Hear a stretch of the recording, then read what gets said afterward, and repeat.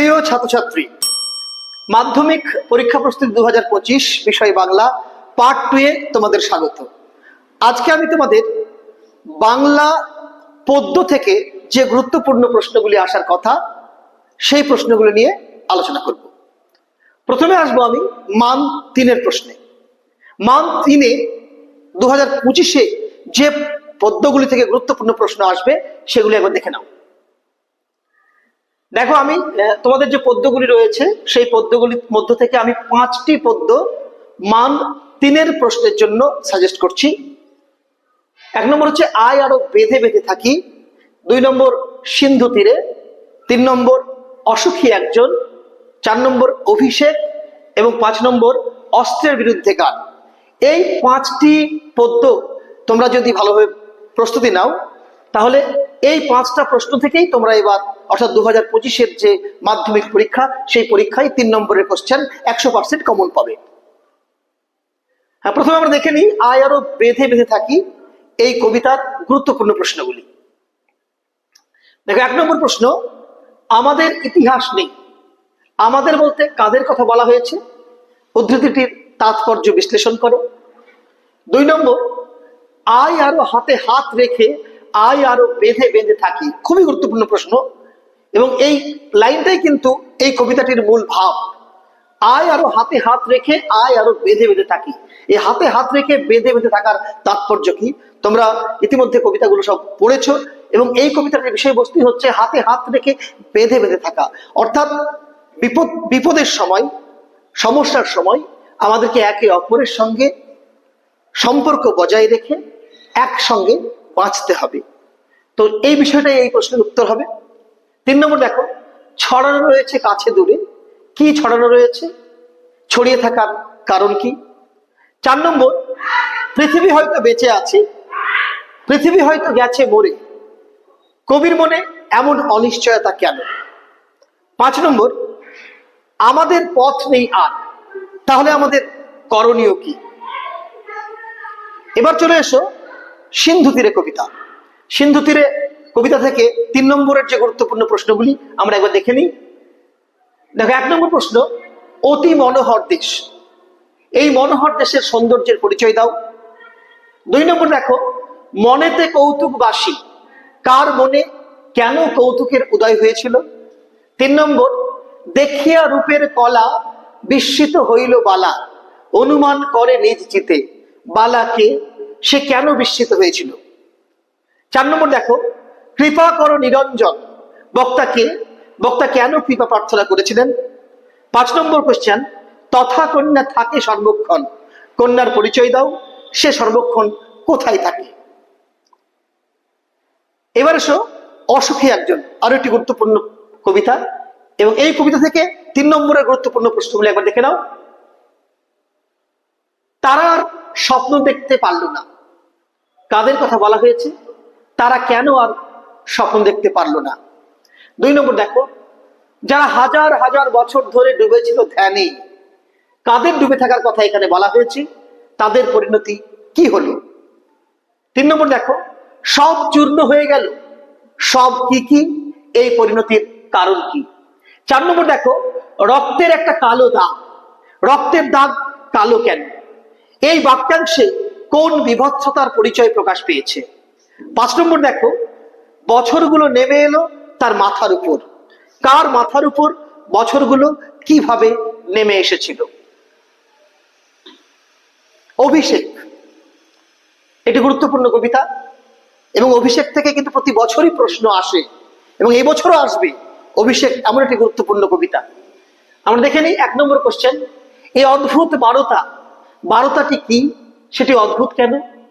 2 নম্বর দেখো, হাই বিধি বাম মম প্রতি, বক্তাকে তিনি কেন এ কথা বলেছেন? 3 নম্বর দেখো, জিজ্ঞাসিল মহাবাহু বিস্ময় মানিয়া, কাকে মহাবাহু বলা হয়েছে, তার বিস্ময়ের কারণ কি? 4 নম্বর দেখো, বিদায় এবে দেহ বিধুমুখী, বিধুমুখী কথাটির অর্থ কি? বক্তা কার কাছে কেন বিদায় চেয়েছেন? 5 নম্বর দেখো, কাঁপিল লঙ্কা কাঁপিল জলধি, লঙ্কাপুরী ও জলধি কেঁপে ওঠার কারণ কি? 6 নম্বর দেখো, তুমি রাক্ষস কুল ভরসা, তুমি কে? তাকে রাক্ষস কুল ভরসা বলা হয়েছে কেন? 7 নম্বর দেখো, শিরচুম্বী ছদ্মবেশী অম্বুরাশি সুতা উত্তরিলা। অম্বুরাশি সুতাকে, তার উত্তর কি ছিল? এই প্রসঙ্গে একটা কথা বলি তোমাদের আমি, অভিষেক কবিতাটি এমন একটা গুরুত্বপূর্ণ কবিতা যার প্রতিটি লাইনে কিন্তু গুরুত্বপূর্ণ, যার প্রতিটি লাইন থেকে কিন্তু প্রশ্ন আসার চান্স আছেই, কারণ তার প্রতিটি লাইন থেকেই কিন্তু প্রশ্ন হবে, এমন একটা কবিতা। তো এই এত বড় কবিতা থেকে আমি 7টা লাইন তোমাদের জন্য সাজেস্ট করছি, এবং আমি ভরসা রাখি, বিশ্বাস রাখি যে এই 7টা লাইন থেকেই তোমরা 2025 মাধ্যমিকের পরীক্ষায় কমন পাবেই।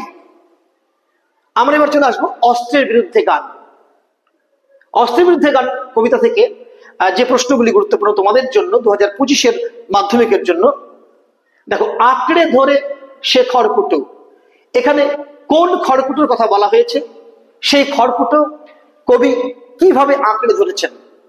2 নম্বর দেখো, মাথায় কত শকুন বা চিল, উদ্ধৃতিটির তাৎপর্য বিশ্লেষণ করো। 3 নম্বর দেখো, রক্ত মুছি শুধু গানের গাই, উক্তিটির তাৎপর্য বিশ্লেষণ করো। 4 নম্বর, খুবই গুরুত্বপূর্ণ এই কবিতা থেকে, গান বাঁধবে সহস্র উপায়, কে গান বাঁধবে, কেন এই কথা বলা হয়েছে? 5 নম্বর দেখো, আমি এখন হাজার হাতে পায়ে এগিয়ে আসি। হাজার হাতে পায়ে বলতে কি বোঝানো হয়েছে? এগিয়ে আসার পর কি ঘটে? 6 নম্বর দেখো, মাথায় গোঁজা ময়ূর পালক, কার মাথায় গোঁজা? এখানে ময়ূর পালক গোঁজা চিত্রকল্পের তাৎপর্য কি? আমরা চলে আসছি এবার মান 5-এ, অর্থাৎ পদ্য থেকে 5 নম্বরের যে প্রশ্নগুলি গুরুত্বপূর্ণ, বা কোন কোন পদ্য থেকে 5 নম্বর এবছর অর্থাৎ 2025-এর মাধ্যমিকে গুরুত্বপূর্ণ, সেগুলো নিয়ে। দেখো, আমি 5টা কবিতা তোমাদের দিয়েছি, এই 5টা কবিতা থেকেই এবছর কিন্তু 5 নম্বরের কোশ্চেন আসবেই। তোমরা যদি এই 5টা থেকেই 5 নম্বর কোশ্চেন করো, আর অন্য কোথাও থেকে 5 নম্বর কোশ্চেন করার দরকার নেই। তার মধ্যে প্রথম যে 3টি দেখো, আফ্রিকা, প্রলয়োল্লাস এবং অভিষেক, এই 3টি কিন্তু বেশি গুরুত্বপূর্ণ। তার সঙ্গে সঙ্গে অস্ত্রের বিরুদ্ধে গান এবং অসুখী একজন। তোমরা ভালো রেজাল্ট করতে গেলে যাতে কোনো কোশ্চেন তোমরা মাধ্যমিকে না ছেড়ে আসো, তার জন্য কিন্তু আমি এই 5টা কবিতাই তোমাদেরকে সাজেস্ট করব। এই 5টা কবিতাই তোমরা 5 নম্বরের জন্য করবে। প্রথমে দেখে নিই আফ্রিকা কবিতাটি। আফ্রিকার গুরুত্বপূর্ণ প্রশ্নগুলো এসে দেখে নিই। 1 নম্বর প্রশ্ন, এবং এই 1 নম্বর প্রশ্নটি এবছরের জন্য খুবই গুরুত্বপূর্ণ। চিরচিহ্ন দিয়ে গেল তোমার অপমানিত ইতিহাসে। তোমার বলতে কার কথা বলা হয়েছে? তার অপমানিত ইতিহাসের সংক্ষিপ্ত পরিচয় দাও। অর্থাৎ তোমার বলতে তোমরা নিশ্চয়ই পড়েছো, এখানে কিন্তু আফ্রিকার কথা বলা হয়েছে। আফ্রিকার উপর সাম্রাজ্যবাদীদের যে আগ্রাসন, সাম্রাজ্যবাদীদের যে লোভ লালসা বা হিংস্র নখর নিয়ে তারা ঝাঁপিয়ে পড়েছিল আফ্রিকার কাঁচামাল, সেই কাঁচামাল লুণ্ঠন করার জন্য, এবং আফ্রিকার সাধারণ মানুষকে, সহজ সরল সাধারণ মানুষকে বিশ্বের বাজারে দাস হিসেবে বিক্রি করার জন্য আফ্রিকার উপর যে সাম্রাজ্যবাদীদের আক্রমণ, সেই আক্রমণটাই কিন্তু এখানে তোমাদের তুলে ধরতে হবে। অর্থাৎ এই সাম্রাজ্যবাদীরাই কিন্তু নিরীহ আফ্রিকার উপর আক্রমণ করে আফ্রিকার ইতিহাসকে অপমানিত বা কলঙ্কিত করেছিলেন। 2 নম্বর দেখো, এলো ওরা লোহার হাত করে নিয়ে, ওরা কারা? ওদের নগ্ন রূপের পরিচয় দাও। অনেকটা 1 নম্বর প্রশ্নের মতন। ওরা বলতে কিন্তু সেই সাম্রাজ্যবাদীদের কথা বলা হয়েছে যারা চূড়ান্ত নগ্নতার পরিচয় রেখেছিল তাদের আক্রমণের মধ্য দিয়ে, আফ্রিকার উপর আক্রমণের মধ্য দিয়ে, সেই বিষয়টা তোমাদের এখানে তুলতে হবে। 3 নম্বর প্রশ্ন দেখো, হাই ছায়াবৃতা, কাকে ছায়াবৃতা বলা হয়েছে? তার সম্পর্কে কবি কি বলেছেন সংক্ষেপে লেখো। পরের কোশ্চেন দেখো, দাঁড়াও ওই মানহারা মানবীর দ্বারে। মানহারা মানবী কাকে বলা হয়েছে? কেন বলা হয়েছে? কবি কেন ওই মানহারা মানবীর দ্বারে দাঁড়াতে বলেছেন? 5 নম্বর দেখো, প্রদোষকাল ঝঞ্ঝা বাতাসে রুদ্ধশ্বাস, যখন গুপ্ত গহ্বর থেকে পশুরা বেরিয়ে এলো। প্রদোষকাল ঝঞ্ঝা বাতাসে রুদ্ধশ্বাস বলতে কি বোঝানো হয়েছে? গুপ্ত গহ্বর থেকে পশুদের বেরিয়ে আসা কোন ঐতিহাসিক ঘটনার ইঙ্গিত দেয়? 6 নম্বর দেখো, এসো যুগান্তের কবি। যুগান্তের কবিকে আহ্বানের কারণ কি? যুগান্তের কবি কোন পরিস্থিতিতে এসে কি করবেন? আমরা চলে আসবো প্রলয় উল্লাস, অর্থাৎ 5 নম্বরের আরো একটি গুরুত্বপূর্ণ কবিতা। 5 নম্বরের প্রশ্নের জন্য আরো একটি গুরুত্বপূর্ণ কবিতা, কাজী নজরুল ইসলামের প্রলয় উল্লাস কবিতাটি আমরা দেখে নিই। এসো, এক নম্বর কোশ্চেন দেখো। কাল ভয়ঙ্করের বেশে এবার ওই আসে সুন্দর। কাল ভয়ঙ্করকে, তার ভয়ঙ্কর রূপের বর্ণনা দাও, তাকে কেন সুন্দর বলা হয়েছে। এই এক নম্বর প্রশ্নটা তোমরা যদি ভালো করে প্রিপারেশন নাও, প্রস্তুতি নাও, এই কবিতা থেকে তোমরা যে কোনো প্রশ্নের উত্তর করতে পারবে, কারণ এই এক নম্বর প্রশ্নের উত্তরই কিন্তু কবিতাটির মূল ভাব। 2 নম্বর দেখো, আসছে নবীন জীবন হারা অসুন্দরে করতে ছেদন। জীবন হারা অসুন্দরকে ছেদন করতে নবীনের আশার তাৎপর্য বুঝিয়ে দাও।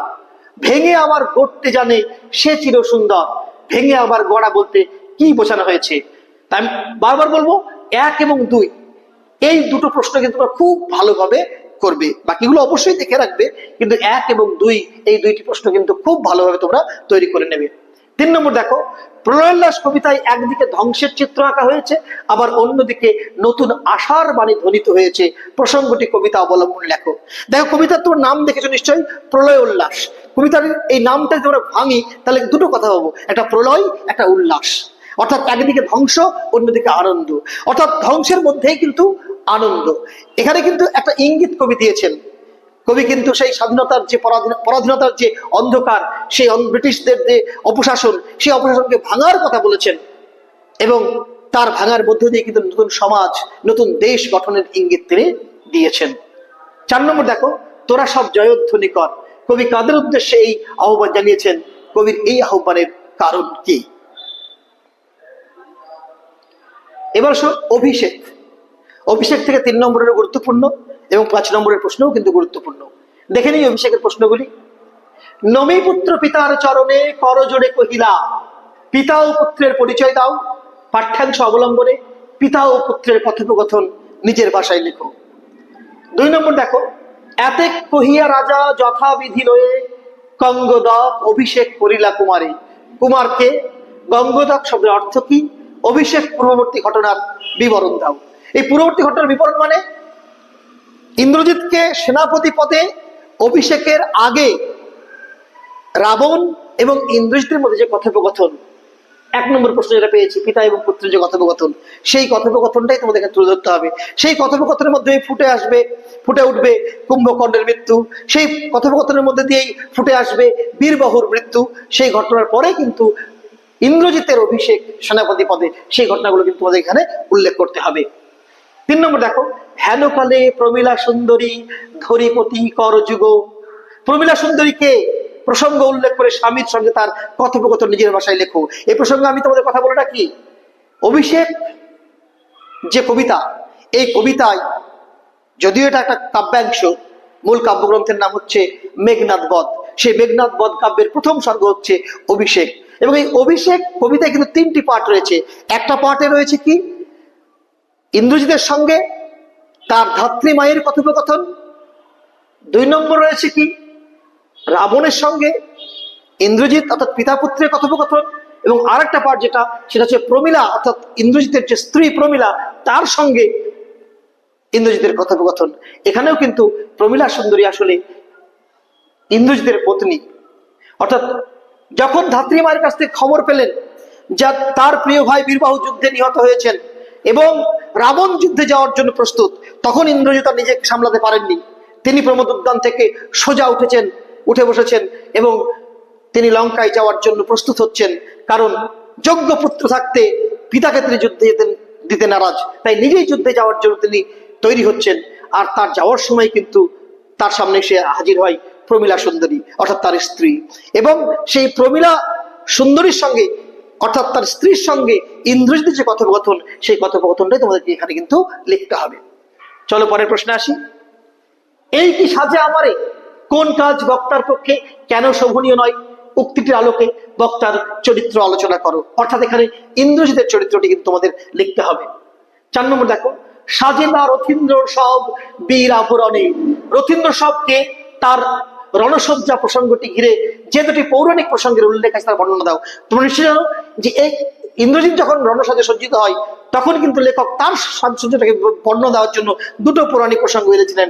একটা হচ্ছে কি, বৃহন্নলারূপী অর্জুনের যুদ্ধবেশে সাজা, বিরাট পুত্র সহ তার গোধনকে রক্ষা করার জন্য অর্জুন যেমন তার শমী বৃক্ষমূল থেকে বৃক্ষমূলে লুকিয়ে থাকা অস্ত্র নিয়ে সেজেছিলেন, কিংবা তারকাসুরকে বধ করার জন্য কার্তিক যেমন সেজেছিলেন, এই দুটো পৌরাণিক ব্যাখ্যা কিন্তু তোমাদের এখানে উল্লেখ করতে হবে।